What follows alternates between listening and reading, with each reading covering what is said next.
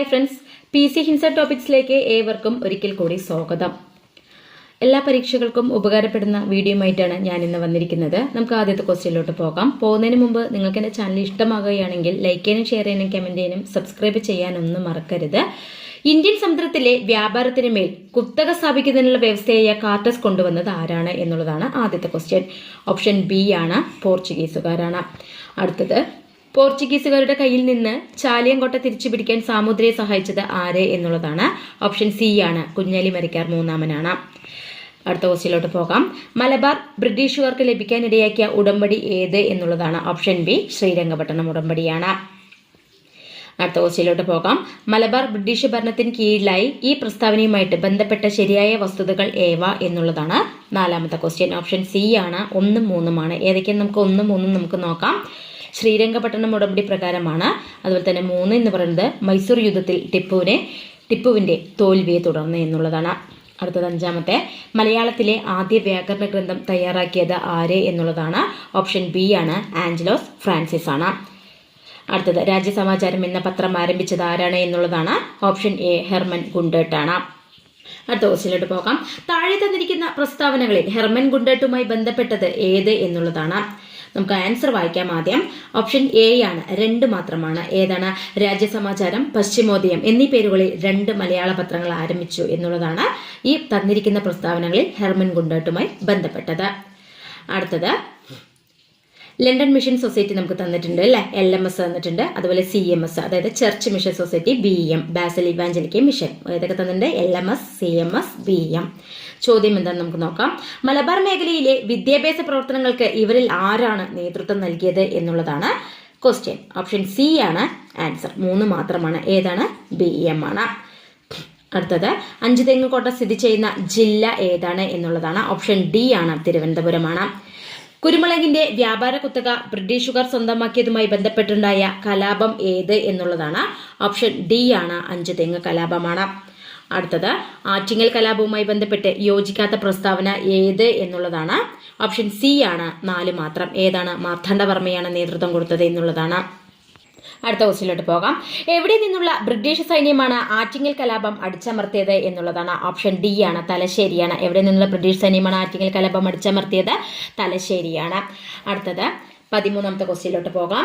വീര കേരള സിംഹം എന്ന് ഇന്ത്യൻ സ്വാതന്ത്ര്യ സമര ചരിത്രത്തിൽ വിശേഷിപ്പിക്കുന്നത് ആരെയാണ് എന്നുള്ളതാണ്. ഓപ്ഷൻ സി ആണ്, ആരെയാണ്? പഴശ്ശിരാജയാണ്. അടുത്തത്, പഴശ്ശിരാജാവിന്റെ ജീവിതം ഇതിവൃത്തമാക്കിയ നോവലാണ് കേരള സിംഹം. ഇത് രചിച്ചത് ആരാണ് എന്നുള്ളതാണ്. ഓപ്ഷൻ ബി ആണ്, സർദാർ KM പണിക്കരാണ്. അടുത്തത് നമുക്ക് നോക്കാം. പഴശ്ശി കലാപം പ്രമേയമാക്കിയ കേരളവർമ്മ പഴശ്ശിരാജ എന്ന ചിത്രത്തിന്റെ തിരക്കഥ തയ്യാറാക്കിയത് ആരാണ്? ഓപ്ഷൻ എ, MT വാസുദേവൻ നായരാണ്.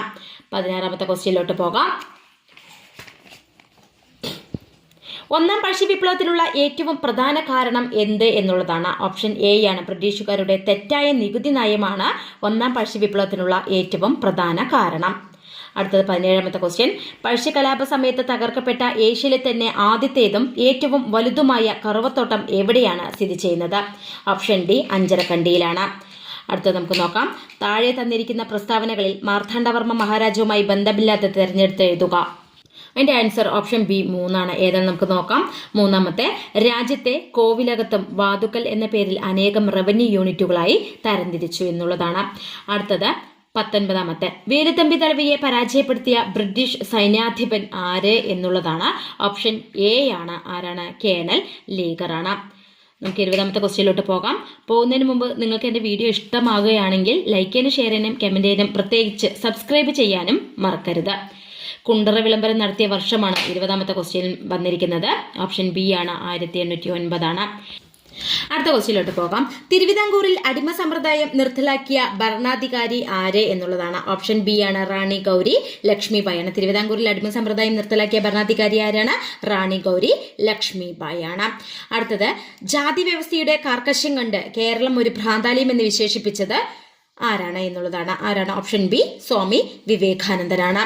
അടുത്തത്, മേൽമുണ്ട് സമരം എന്ന് വിശേഷിപ്പിക്കപ്പെട്ട സാമൂഹ്യനീതി സംരക്ഷണത്തിലുള്ള കേരളത്തിലെ ആദ്യകാല സമരങ്ങളിൽ ഒന്നായിരുന്നു ഏത്?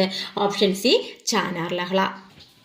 തിരുവിതാംകൂറുകാർക്ക് എന്ന ആശയത്തോടുകൂടി ശ്രീമൂലം തിരുനാളിന് സമർപ്പിക്കപ്പെട്ട നിവേദനം ഏതായിരുന്നു എന്നുള്ളതാണ്. ഓപ്ഷൻ ഡി ആണ്, മലയാളി മെമ്മോറിയൽ ആണ്. തിരുവിതാംകൂറുകാർക്ക് എന്ന ആശയത്തോടുകൂടി ശ്രീമൂലം തിരുനാളിന് സമർപ്പിക്കപ്പെട്ട നിവേദനം. അടുത്തത് 25-ാമത്തെ 1896 ഏഴവ മെമ്മോറിയലിന് നേതൃത്വം കൊടുത്ത വ്യക്തി. അപ്പൊ വർഷം ഓർത്തു വെക്കുക, 1896 ഏഴവ മെമ്മോറിയലിന് നേതൃത്വം കൊടുത്ത വ്യക്തി ആരാണ് എന്നുള്ളതാണ് 25-ാമത്തെ ക്വസ്റ്റ്യൻ. ഓപ്ഷൻ എ ആണ്, ഡോക്ടർ പൽപ്പു ആണ്. അടുത്തത് 26. തിരുവിതാംകൂറിലെ മുഖ്യ നിരത്തുകളിലൂടെ വില്ലുവണ്ടിയിൽ സഞ്ചരിച്ച് ചരിത്രം സൃഷ്ടിച്ച സാമൂഹ്യ പരിഷ്കർത്താവ് ആരാണ് എന്നുള്ളതാണ്. ഓപ്ഷൻ എ ആണ്, അയ്യങ്കാളിയാണ്. അടുത്ത 27-ാമത്തെ കല്ലുമല സമരം നടത്തിയത് ആര് എന്നുള്ളതാണ്. ഓപ്ഷൻ ബി ആരാണ്, അയ്യൻ കാളിയാണ്. അടുത്തത് sisters of the congregation of the mother of Carmel അല്ലെങ്കിൽ CMC എന്ന സന്യാസിനി സഭ സ്ഥാപിച്ചത് ആര് എന്നുള്ളതാണ്. ഓപ്ഷൻ ബി ആണ്, കുര്യാക്കോസ് ഏലിയാസ് ചാവറയാണ്. അടുത്തത് കുമാരഗുരുദേവൻ ആരംഭിച്ച പ്രസ്ഥാനം ഏത് എന്നുള്ളതാണ്. ഓപ്ഷൻ ഡി ആണ്, പ്രത്യക്ഷ രക്ഷ ദൈവസഭ. കുമാരഗുരുദേവൻ ആരംഭിച്ച പ്രസ്ഥാനം ഏതാണ്? പ്രത്യക്ഷ രക്ഷ ദൈവസഭയാണ്. അടുത്തത് ആത്മവിദ്യാസംഘം സ്ഥാപിച്ചത് ആര് എന്നുള്ളതാണ് 30-ാമത്തെ ക്വസ്റ്റ്യൻ. ഓപ്ഷൻ ആത്മവിദ്യാസംഘം സ്ഥാപിച്ചത് ആര് എന്നുള്ളതാണ് അടുത്ത ക്വസ്റ്റ്യൻ വന്നിരിക്കുന്നത്. ഓപ്ഷൻ ഡി ആണ്, ബാഗ്ബടാനന്ദനാണ്. അടുത്ത ക്വസ്റ്റ്യനിലോട്ട് പോകാം.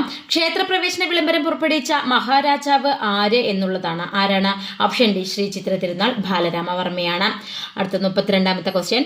1916 മലബാർ ജില്ലാ കോൺഗ്രസിന്റെ ആദ്യ സമ്മേളനം പാലക്കാട് വെച്ച് നടന്നു. ആരുടെ അധ്യക്ഷതയിലാണ് ഇത് നടന്നത് എന്നുള്ളതാണ്. ഓപ്ഷൻ ഡി ആണ്, ആനി ബസന്റെ നേതൃത്വത്തിലാണ് അത് നടന്നത്. അടുത്ത 33-ാമത്തെ.